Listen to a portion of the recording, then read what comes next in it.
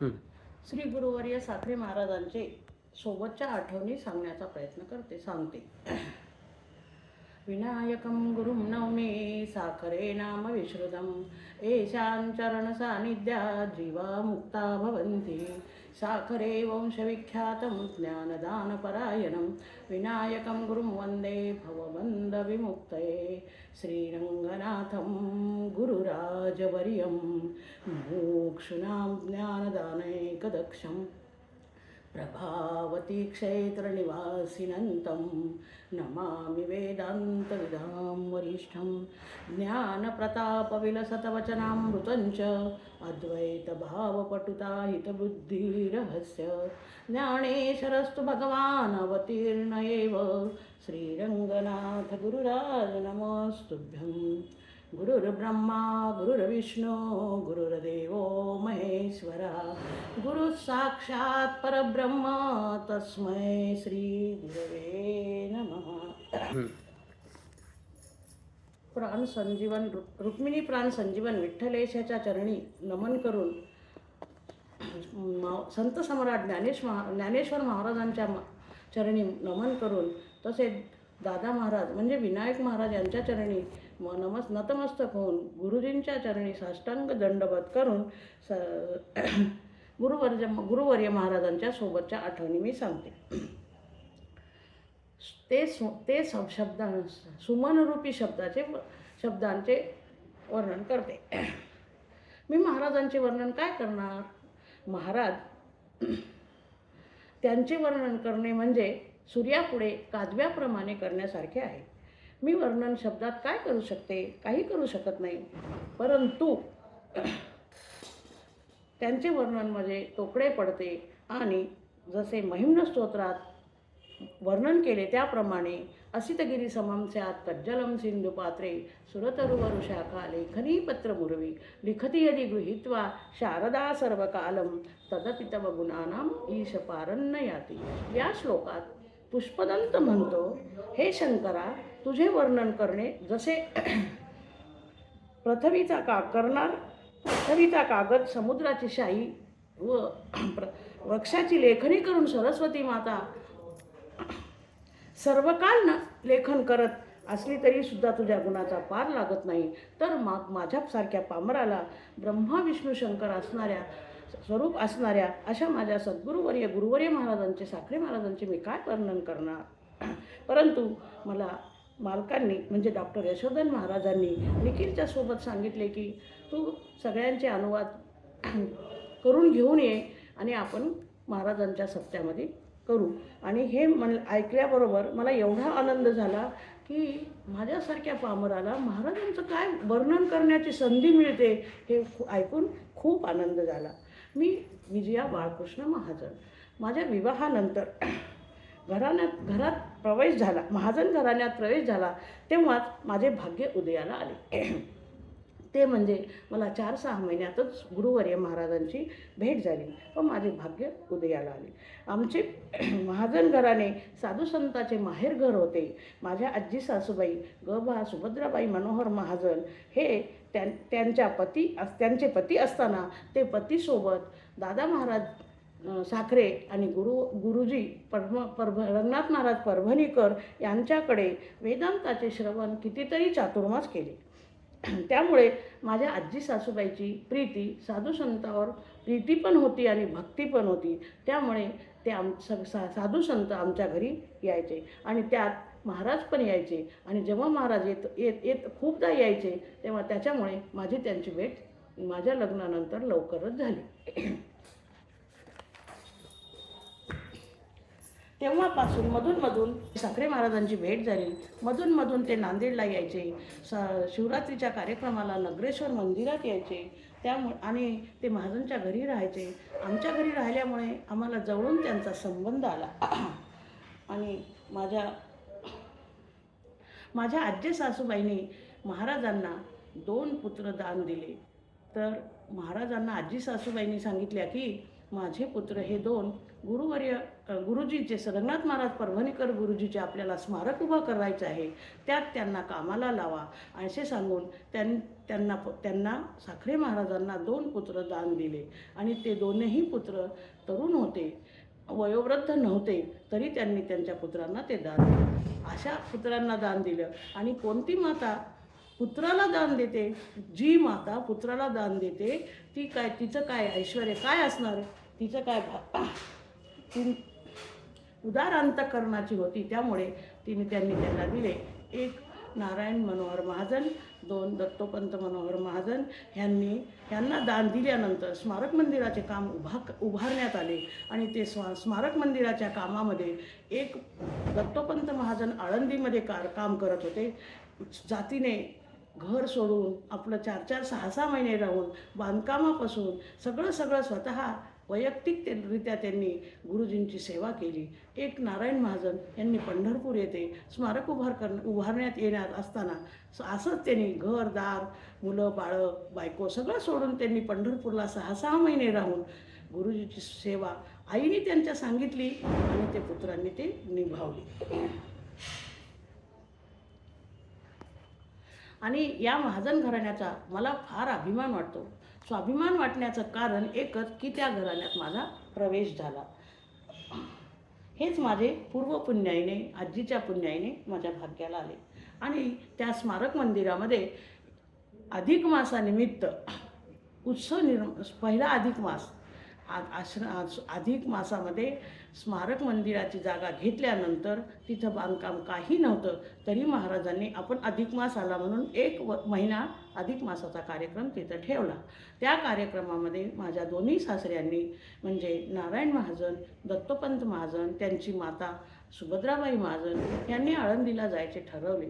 तेव्हा माझे भाग्य एवढे की तेव्हा माझी निवड केली. आमचं एवढं मोठं कुटुंब होतं, 40-50 लोकांचं कुटुंब होतं. 7-8 जावा होत्या, 4-5 सासा होत्या, बाकी सगळे लोक नंदा ते होत्या. पण त्याच्यात एवढ्या लोकात आजीने माझी निवड केली आळंदीला नेण्यासाठी आणि मला खूप आनंद झाला. ज्यावेळी माझी निवड केली त्यावेळी माझे वय फक्त 20 वर्षाचे होते आणि लग्न होऊन माझे 10-11 महिनेच झाले होते.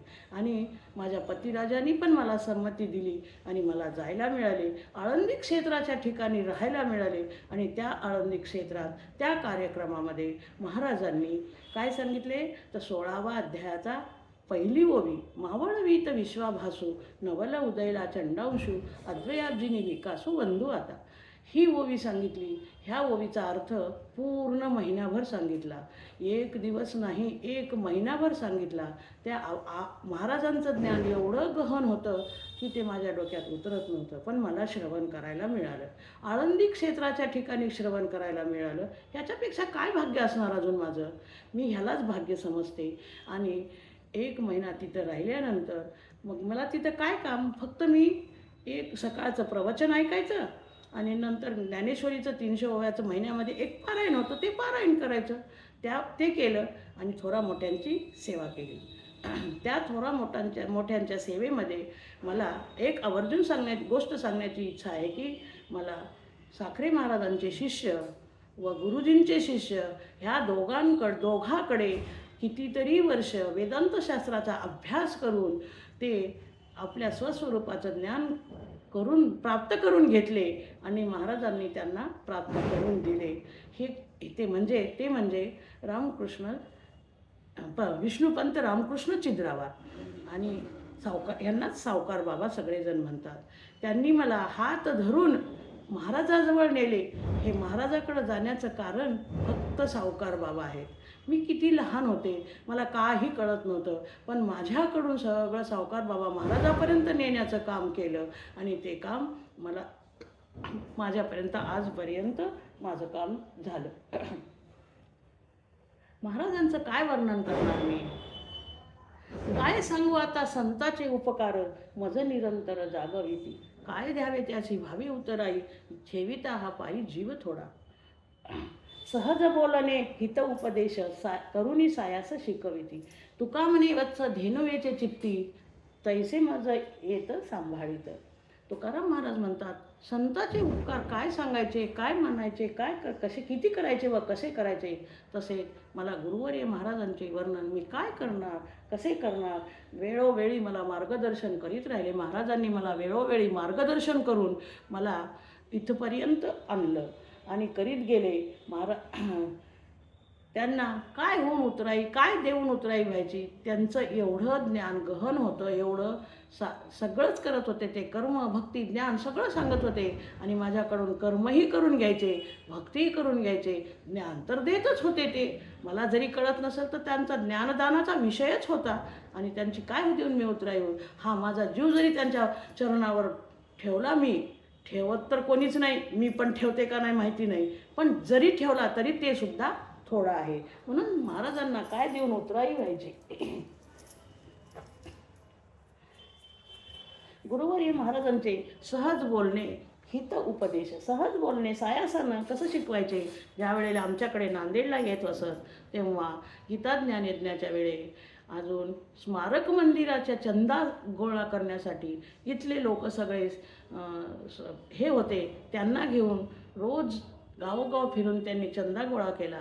त्यावेळेस आमच्या घरी जाण्याच्या पूर्वी आम्हाला पाठ शिकवायचे, आल्यावर नंतर संथा द्यायची. काय महाराजांचं उपकार सांगायचे आणि कसं सांगायचे, सहज बोलून. आम्हाला त्याच्या चालीसुद्धा कधी शिकवल्या नाही. त्या शिकवत असताना त्या चालीतूनच शिकवलं. आज आम्ही ते विसरू शकत नाही. आणि आम्हाला कितीतरी दिवस ते म्हणायचे, रोज नित्यपाठ घेत जा. आम्ही सगळेजणं आमच्या महाजन कुटुंबातील 10-5 जणी एकत्र येऊन महाराजांनी सांगितल्याप्रमाणे नित्यपाठाचं श्रवण करायचं, वाचन करायचं. असं खूप दिवस करत गेलो. काय महाराजांचं सांगायचं, काय वर्णन करायचं, असं सायासानं शिकवायचं. विष्णू सहस्रनाम गीता ज्ञान यज्ञामध्ये महिला मंडळाला सकाळी गीता ज्ञान यज्ञाला नांदेडला जेव्हा यायचे तेव्हा त्या कार्यक्रमाची रूपरेषा अशी होती. सकाळी 8 ते 10 गीता ज्ञान यज्ञ व्हायचा महाराजांचा. दुपारी 3 ते 4 बायकांसाठी मुद्दाम संता पद्धतीनं शिकवायचे आणि 6 ते 8 परत संध्याकाळचा कार्यक्रम राहायचा. एवढं अट्टहासानं, एवढं सायासानं ते शिकवले आणि त्यांचं चित्त एवढं मृदू होतं की लोण्यासारखं मृदू चित्त होतं. आणि ते सांगत असताना गायीचे चित्त जसे वासराजवळ असते, आम्ही त्यांचे वासरच असल्यामुळं ते एवढ्या छान पद्धतीनं आम्हाला शिकवायचे. आणि त्याच्यात वर्णन महाराजांचं काय करणार, मला तसं ते सांभाळीत नेत गेले. म्हणून त्यांच्या ऋणातून मुक्त होणे, जीव देतच नाही, जीवपणा द्यायचा असतो. जीव द्यायचाच नसतो, जीवपणा द्यायचा असतो. आणि ते जरी दिला तरी त्यांचा ते कमीच आहे, असं मी त्यांचं या अभंगाच्या द्वारे गुरुवर्य महाराजांचं वर्णन करते. एकदा मी नवीन असताना माझ्या घरी महाराज आले आणि मला काय वाटलं, आपण महाराजांना विष्णू सहस्रनाम म्हणून दाखवावं, आपलं योग्य आहे का चुकीचं आहे असं बोलावं. म्हणून मी त्यांना म्हणून दाखवले. तेव्हा त्यांनी मला असं सांगितलं, बाळ, तुझं घर, तुझं कुटुंब खूप मोठं आहे. तुला जरी ते काही मागितले नसतील, तू हातात घेऊन काहीही ग्रंथ वाचायचा नाही. तू जेवढं मुखोद्गत येते तेवढं वाचन करायचं. कारण तुला ते मागितले जरी नसतील आणि त्यावेळेला जर तू ग्रंथ हातात घेऊन बसली असशील तर तुला ते काहीही फायद्याचं होणार नाही. म्हणून तू हातात ग्रंथ घेऊन वाचू नको, असे पहिले असं सांगितले.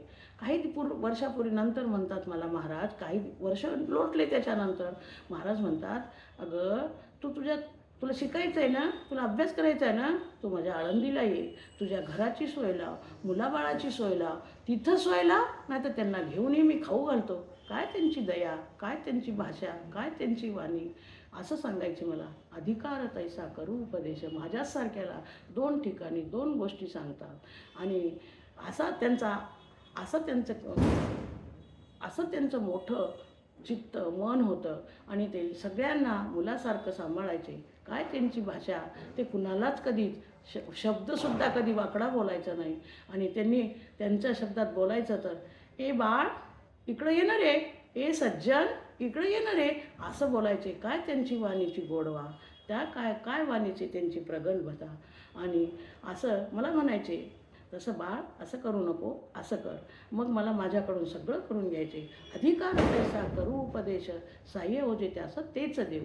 मग कोणाला जर अधिकार नसता, असं महाराजांचं चित्त नव्हतं की त्याचा अधिकार नाही आहे. मग 5 किलोचं वजन जर कुणाला उचलत नसेल तर 25 किलो काय उचलायला सांगायचं, असं त्यांचं चित्त होतं. तसं सांगत नव्हते ते, ज्याच्या अधिकाराप्रमाणे तसंच सांगायचे, हा त्यांचा विषय होता. मृदुचित्ताचे असल्यामुळं ते खूप छान, खूप सुंदर सांगायचे आणि अधिकाराप्रमाणे उपदेश करायचे. एकदा मला गुरुवर्य महाराजांनी नांदेडला आलं तेव्हा सांगितले, ए बाळ, तू माझ्या आळंदीला 8 दिवस शिकायला ये ना. मग तुला मला कळत तिथं ये, मग मी तुला शिकवतो. आणि असं बोलले. मला महाराजांनी आळंदीला ये म्हणले, वैयक्तिक सांगितले मला, म्हणून खूप आनंद झाला. आणि मी माझ्या लहान मुलीला घेऊन 7-8 5-7 वर्षाची माझी लहान मुलगी होती, मी आळंदीला गेले.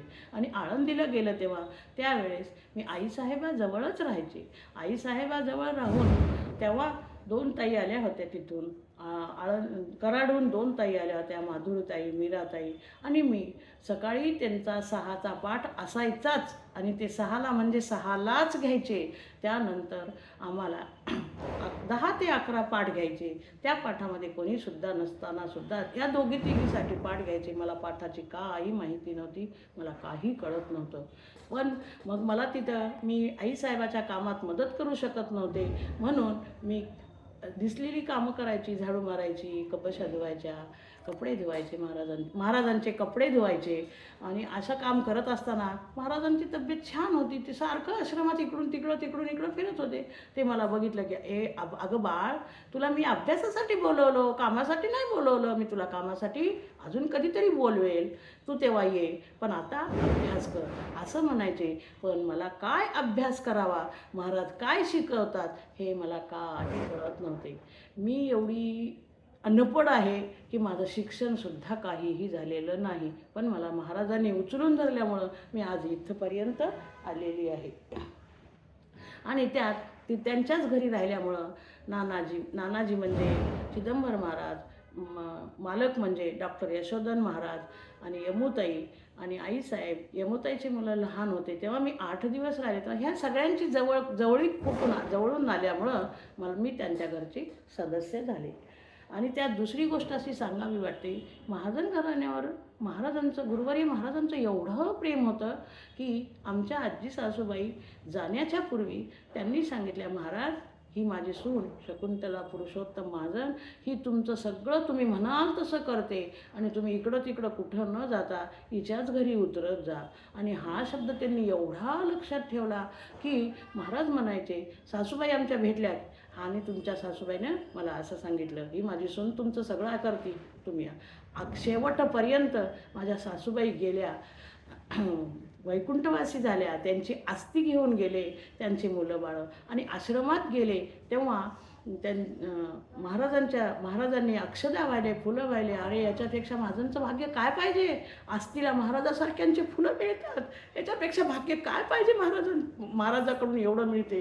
असं त्यांच्या अस्थीवर फुलं वाहून आणि तेच शब्द बोलले, अजून काय भाग्य पाहिजे. महाजन घराण्याचं आणि साखरे घराण्याचं 3 पिढीपासून संबंध आहे आणि असाच पुढे संबंध चालू राहावा असं मला वाटतं. आणि राहिले महाराजांची आज्ञा, महाराजांच्या शब्दाच्या मागे आमचे कोणीच जाऊ शकत नाही, म्हणून राहिले. पण माझी एक विचार सांगते की राहावा. आणि दुसरे म्हणजे आमच्या आजी सासूबाई गेल्या आणि आजी सासूबाई गेल्यानंतर महाराजांनी सांगितले, तुमची आजी गेली, आता तुम्ही सगळ्यांनी जर माळ घातली तर मी तुमच्या घरी येईल, नाही तर मी तुमच्या घरी येणार नाही. काय वाणीचं प्रभावत्व होतं. मग आमच्या सगळ्या लोकांनी 7-8-10 जोडप्यांनी एका शिवरात्रीला आलं तेव्हा एकाच दिवशी एवढ्या लोकांनी माळ घालून अनुग्रह घेतला. ही काय लहान गोष्ट आहे. महाराजांचं वाणीचं प्रभुत्व किती होतं, वाङ्मय कसं होतं, वाङ्मय बी होतं आणि वाणीचं प्रभुत्व होतं. म्हणून ह्या लोकांनी, दुसऱ्यांनी कोणीही नाही सांगितलं, महाराजांनी एका शब्दात सांगितलं की दुसऱ्या वेळेस महाराज नांदेडला आले त्यावेळेस सगळ्यांनी माळ घालून अनुग्रह घेतला. त्यानंतर महाराजांकडे अध्ययनासाठी 8-8, 10-10 वर्ष लोक विद्यार्थी राहून महाराजांचं सगळं श्रवण करून अध्ययन करून पूर्ण तयार झालेले असे कितीतरी लोक आहेत. काय महाराजांचं प्रभुत्व होतं, काय सांगायचं महाराजांचं प्रभुत्व. महाराजांचं हे ग्रंथलेखनाची काय कला आहे. महाराजांनी नुसते ग्रंथलेखन केले नाही, 115 लेखन केले. वय काय होतं, महाराज गेलं तेव्हा 95 वर्षाचं वय, आणि ग्रंथाचं लेखन 115 ग्रंथाचं लेखन केलं. एखाद्याला त्या सर्व ग्रंथाचं वाचनसुद्धा करणं आयुष्यात कमी होतं, तर महाराजांनी ग्रंथ लिहिले. अर्थ तर लांबच राहिला, पण इतकं त्यांचं व्यक्तित्व मोठं होतं. जसं ज्ञानेश्वर महाराजाचे 5 रजक्कन म्हणजे 5 ग्रंथ होते, तसे महाराजांचे रजक्कन हे सगळे ग्रंथ आहेत. काहीच नाही, महाराजांचे ग्रंथ अजूनही थोडेच आहेत. ते उपजताच ज्ञानी, ज्ञानेश्वर महाराजासारखे गुरुवर्य उपजताच ज्ञानी असल्यामुळे एवढं केलं. नुसतं ग्रंथलेखन केलं नाही, तर महाराष्ट्रभर जाऊन प्रचार प्रसार कीर्तन प्रवचन जायला 1-1 दिवस लागायचा. वाहनाची सोय आत्तासारखी नव्हती, त्याही परिस्थितीमध्ये त्यांनी गावोगावी जाऊन कीर्तन प्रवचन करून वेदांताचा प्रचार प्रसार केला. आणि त्यात बोलण्यासारखं किती बोलायचं, काय सांगायचं, कसं सांगायचं सगळ्यांना माहीतच असणार. फक्त मी माझा अनुभव सांगते. त्यांनी कितीही वाजता आळंदीमध्ये 2 वाजता येवो का रात्री 3 वाजता येवो, त्यांनी 6चा पाठ 6लाच घेतला. का? त्यांची निष्ठता एवढी होती. जे इतके कडक नियमबद्ध होते, शिस्तबद्ध होते. त्यांनी 6च्या पुढे कधी 6:15ला पण गेले नाही. त्यांची प्रकृती खालवत गेली, ऑपरेशन झाले. नंतर 6चा 7ला झाला, 7चा 8ला झाला, तो विषय पुढचा झाला. पण महाराजांची नियमबद्धता, शिस्तता, कडक एवढे होते की काही साधं वर्णन करण्याचं कामच नाही. त्यानंतर काही दिवसांनी नांदेडला गीता ज्ञानयज्ञ कार्यक्रम सुरू झाला. त्या गीता ज्ञानयज्ञ ग्रंथराज ज्ञानेश्वरी सत्संग पुरुष मंडळ स्थापन केलं. त्या मंडळातर्फे गीता ज्ञानयज्ञाचा कार्यक्रम सुरू झाला. आणि मला आवड असल्यामुळं मी माझ्या मामाजींना सांगितले की महाराजांना माझ्या घरी घेऊन या. आणि माझ्या घरी माझ्या मामाजींनी माझ्या घरी घेऊन आले. म्हणजे महाजनच्या घरी आम्ही एकत्र कुटुंब होतो. आता विभक्त झालो होतो. विभक्त जरी झाले असले तरी एकत्र कुटुंबासारखे राहत होतो. त्यामुळे मी माझ्या घरी बोलते. म्हणून माझ्या घरी महाराज आल्यामुळं मला महाराजांची जवळीक लाभली. आणि महाराजांनी त्या कार्यक्रमात संथा दिल्या. 2 वेळेसचे कार्यक्रम केले. त्या कार्यक्रमाला मी पळू सगळं धावपळ करून जायची. श्रवणाला गेलं तेव्हा मला काही कळायचं नाही. आज त्यांचे जे ग्रंथ त्यांनी सांगितलेला पाठ त्याचे ग्रंथ प्रकाशन केले महाराजांनी. 5-6 अध्याय गीतेचे अध्याय केले. आणि त्या ग्रंथाचं आणि मला प्रसाद म्हणून पण दिला महाराजांनी. आणि त्या ग्रंथाचं आज मी वाचन केलं तर काय महाराजांचं ज्ञान आहे, काय छान आहे. इतकं छान सांगितलं. आणि मला काही पहिले प्रत्यक्ष ऐकलं तर काही कळत नव्हतं. पण आज थोडंसं त्याची बुद्धी तयार झाल्यामुळं थोडंफार कळते. आणि महाराजांचं ज्ञान काय घ्यायचं असं ते करत होते. आणि वेदांत विषय, अध्यात्म विषय तर सांगायचेच, पण त्यांनी घरगुती पण आम्ही सगळेजण जेवायला बसलो की बाहेर चक्कर मारायचे. त्यांची परिस्थिती चांगली असल्यामुळं सगळीकडे फिरायचे ते. आणि विहिणीची पंगत बसली का असं जो मजा करायचे. त्या विहिणीच्या पंगतीत त्यांना माहीत होतं ही विहिणी पंगत कसं काय. माझी आई, जाऊबाईची आई, नंदेची सासू, माझ्या आत्या आणि सासूबाई हे सगळे विहीन पंगत म्हणायचे त्यांना. आणि असं हसायचे. म्हणजे ह्याच्यासोबत हे पण बोलायचे. काय महाराजांचं वर्णन करण्यात मी कितीही वर्णन केले तर काहीच नाही, एवढंच आहे असं त्यांचं वर्णन आहे. आणि त्या गीता ज्ञान यज्ञाच्या कार्यक्रमामध्ये त्या सत्संग पुरुष मंडळातर्फे केलेल्या कार्यक्रमात त्यांना जी गुरुदक्षिणा येत होती, शेवटच्या दिवशी लोक दर्शनाला येत होते आणि दक्षिणा देऊन दर्शन घेऊन जात होते.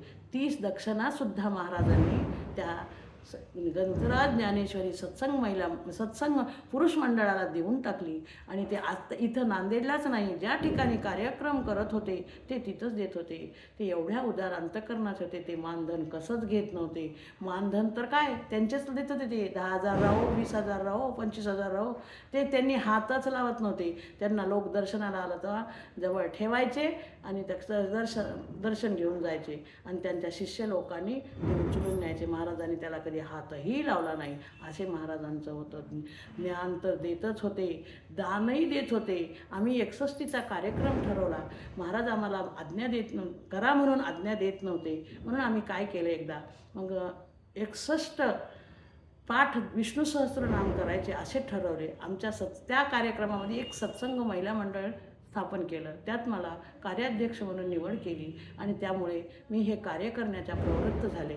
आणि त्याच्यामध्ये मग 15 दिवसाला एकादशीला विष्णू सहस्त्रनाम, गीता, चक्री ज्ञानेश्वरी पारायण, असं हरिपाठ हे सगळं घ्यायचं. महिला पण खूप यायच्या. सगळ्यांची आवड पण खूप होती. महाराजांविषयी सगळ्यांची श्रद्धा असल्यामुळं महाराजांनी महिला मंडळ स्थापन करून दिल्यामुळं मी 7-8 वर्ष तरी हे कार्यक्रम केला. आणि मला महाराजांची सुद्धा सेवा मिळाली आणि ग्रंथाची वाङ्मयीन सेवासुद्धा मिळाली. त्याच्यातून मी प्रवृत्त होऊन वर जात गेले. मी हे सगळं महाराजांचं कार्य आहे. आणि महाराजापर्यंत नेण्याचं कार्य सावकार बाबाचं आहे. मी महाराजापर्यंत जाण्यासारखी कोण? आमच्या घरी येत होते. आमच्या आजीचं पुण्य, दोन्ही सासऱ्यांचं पुण्य आणि त्याच्यात माझं काहीतरी पूर्वजन्मीचं पुण्य असल्यामुळं हे माझ्या वाट्याला आलं आणि मी हे करत गेले. संतांच्या पुण्यतिथ्या करायच्या, हे सगळं करत गेले. आणि असं करत करत आम्ही 61चा कार्यक्रम ठरवला. महाराजांनी आम्हाला करा म्हणून सांगत नव्हते, म्हणून आम्ही 61 ठिकाणी विष्णू सहस्त्रनामाचे पाठ केले. बायका कमी असतील तर विष्णू सहस्त्रनामाची संख्या जास्त घ्यायची, जास्त बायका असल्या तर कमी घ्यायची. असं 61 ठिकाणी, प्रत्येक ठिकाणी 61 पाठ, पांडुरंगाचा फोटो मांडून तिथं त्याच्यासमोर महाराजांनी आम्हाला होकार द्यावा ह्यासाठी आम्ही हे कार्यक्रम केला. आणि त्यानंतर काही दिवसांनी महाराजांनी आम्हाला होकार दिला आणि त्यानंतर आळंदी येथे 61चा कार्यक्रम खूप मोठ्या प्रमाणात केला. आणि त्या कार्यक्रमात मला तन मन धनाने सगळी सेवा करता आली. तिथं पण पारायण सोहळा होता. आत्ताचा अक्षरब्रह्मयोग जसा सोहळा झाला तसाच तो सोहळा एवढा मोठा मंडप घालून केला होता. पण काय असतं माहिती नाही. आणि आम्ही आदल्या दिवशी बघायला गेलो तर एवढा मोठा मंडप दिसला. आणि संध्याकाळी वारं सुटलं आणि तो वावटळ सुटली आणि तो मंडप सगळा उद्ध्वस्त झाला. तरी पण आश्रमाच्या समोर आता एवढं मोठ्या चिंचाच्या झाडाखाली तिथंच बसून पारायण केले. तेव्हा आत्ता लोक खूप होते, तेव्हा एवढे नाही पण खूप लोक होते. पारायण केले आणि त्या पारायणामध्ये मी पारायण करून स्मारक मंदिरात राहायला गेले की आमच्या यमोताई म्हणायच्या, विजयाताई तुम्ही पारायणाला आले का सप्त्याला आले? 61च्या सप्त्याला आले ना, मग जायचं नाही. मग मी ते 1-2 दिवस तिकडं गेले. नंतर मग तिथंच राहून तन मन धनानं सेवा केली आणि रात्री झोपायला जायचे. हा एवढा मोठा प्रसंग मला आला. मी सगळ्याच गोष्टीत केले. त्यामध्ये खूप लोकांनी तेव्हा महाराजांचे चांदीची तुला केली, कशाची तुला केली, सगळ्यांची तुला केली आणि खूप छान कार्यक्रम झाला. छोटा मंडप घालून त्या मंडपामध्ये कार्यक्रम करण्यात आला. छान झालं. आणि नंतर भाऊसाहेब म्हणायचे, भारत गोपे ते म्हणायचे, हे 61चा कार्यक्रम केला, पुढे तुम्ही 75ही करताल, शतक गाठवताल, पण मी असतो का नाही, असं त्यांनी त्यांच्या प्रवचनातून बोलले होते. आणि ते बरोबर झालं. आणि त्यांनी काही दिवसानंतर आमच्या इथं गीता ज्ञानयज्ञ ठरला आणि गोपेंनी महाराजांना इच्छा नसताना शनीच्या मूर्तीची स्थापना करायला घेऊन गेले होते. आणि येताना शनीची मूर्ती स्थापना करून ते वापस आले आणि ह्याच्यात ॲक्सिडेंट झाला. तेव्हा आमच्या नांदेडला आमचे पारायणाची तारीख 61चा कार्यक्रम त्याची तारीख ठरली होती.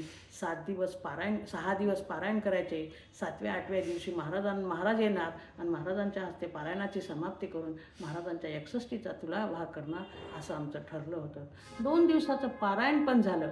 2 दिवसाचं पारायण पण झालं आणि तिसऱ्या दिवशी काळानं झडप घातल्यासारखं फोन आला आळंदीहून. सावकार बाबा आले होते, अजून 2-4 लोक आळंदीहून आले होते.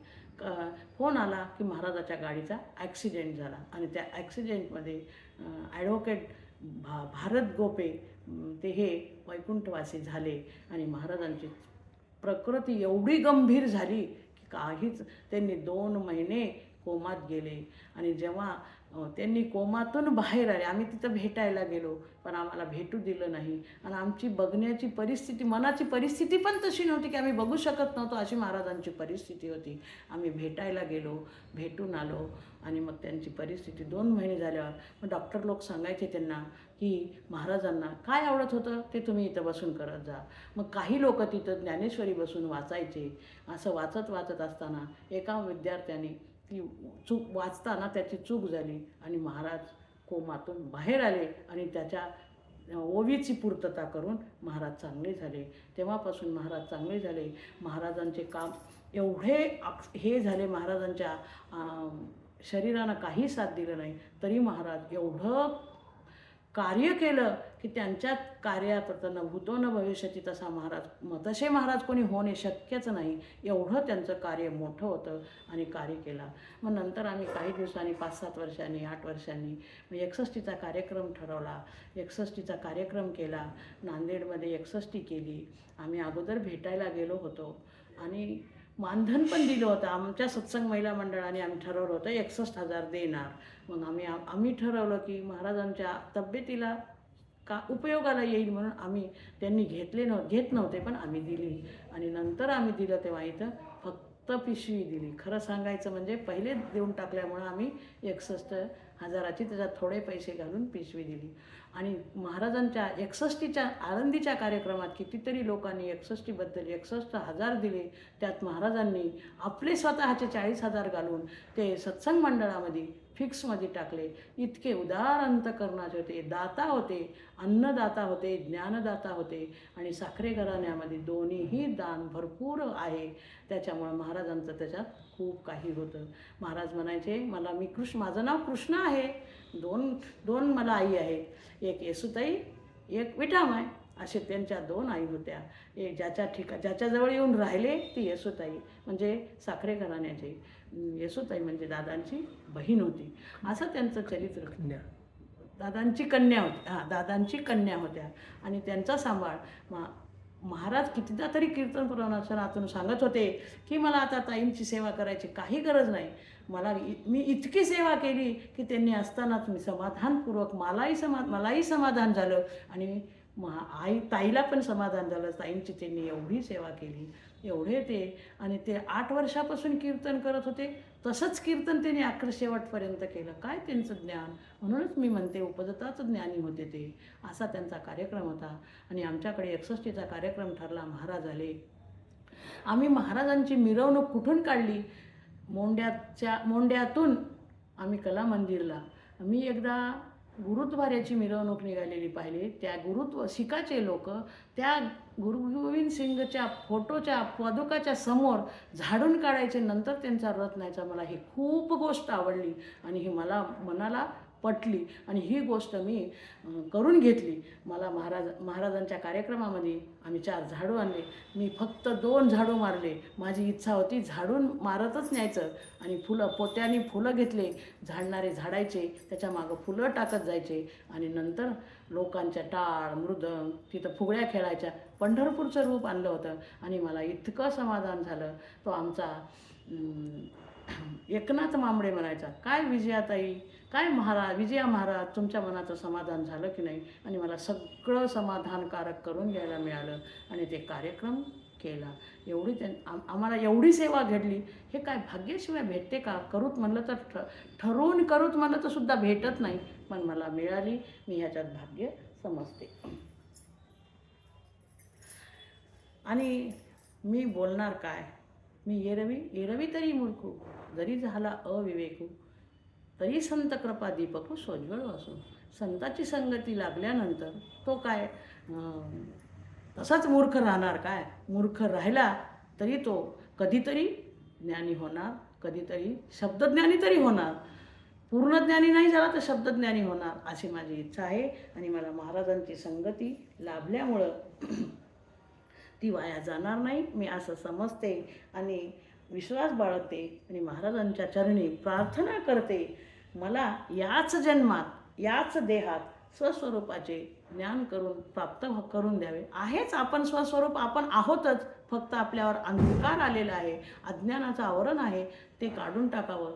ते महाराज काढून टाकणार नाहीत, आपणच काढून टाकावं. आपण प्रेरणा द्यावी, ते काढून टाकून मला मुक्त करावं. मुक्त करतीलच. मी प्रार्थना करण्याचा काय विषय आहे. मग इतके ते मृदू आहेत आणि वत्स हृदय. गाय जसं वत्साच्या वत्साजवळ तिचं सगळं हृदय असतं, तसं आमच्याजवळ त्यांचं सगळं चित्त सगळं आमच्याजवळ होतं आणि ते आमच्याकडून करत गेले आणि ते तसंच करून घ्यावे. आणि ही सगळी शेवटची विनवणी करून श्री गुरु सारिका असता पाठी राखा, इतराचा लेखा कोण करी. राजयाची कांता काय भीक मागे, मनाची या जोगे सिद्धी पावे. ज्ञानदेव म्हणे तरलो तरलो, आता उद्धरलो गुरुकृपेत. ज्ञानेश्वर महाराज म्हणतात मी आता गुरूंच्या कृपेने तरलो. तसं मी काय तरणार नाही, मी तरणार, पण माझा एवढा निश्चय झाला नसला तरी माझा आता एवढा निश्चय आहे आणि तो व्हावा. गुरुकृपेने मला ज्ञान व्हावं, स्वस्वरूपाचं ज्ञान व्हावं, अशा मी ब्रह्मलीन डॉक्टर किशन महाराज साखरे यांच्या चरणी नतमस्तक होऊन त्यांची प्रार्थना करते आणि हा आशीर्वाद मला द्यावा, आशीर्वाद द्यावा. बस एवढे बोलून मी माझ्या वाणीला विराम देते. पुंडलिक वरदा हरी विठ्ठल. श्री ज्ञानदेव तुकाराम. श्री कृष्णार्पणमस्तु. श्री गुरुचरणारविंदार्पणमस्तु.